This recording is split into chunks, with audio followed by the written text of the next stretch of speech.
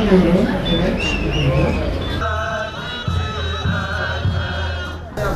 Daha sonra. Gördünüz mü?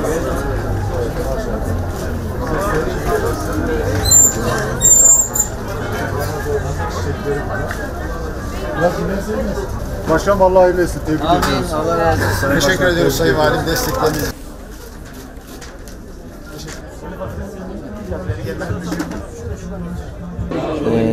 Şu anda Türkiye'de bir noktada bir günde en fazla kan bağışı burada gerçekleşiyor.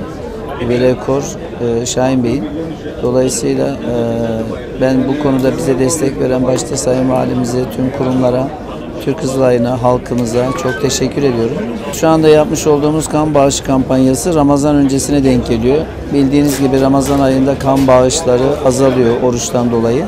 Biz de Kızılay'ımızın kan stoklarının tamamlanması için bu kampanyamızı Ramazan öncesine denk getirdik. Ve inşallah Ramazan'da da bu vesileyle kan bağışında, kan stoklarında herhangi bir sıkıntı inşallah yaşanmayacak.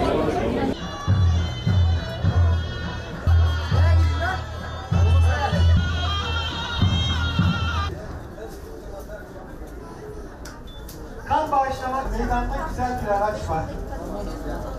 Yine sahnemizin sağ tarafında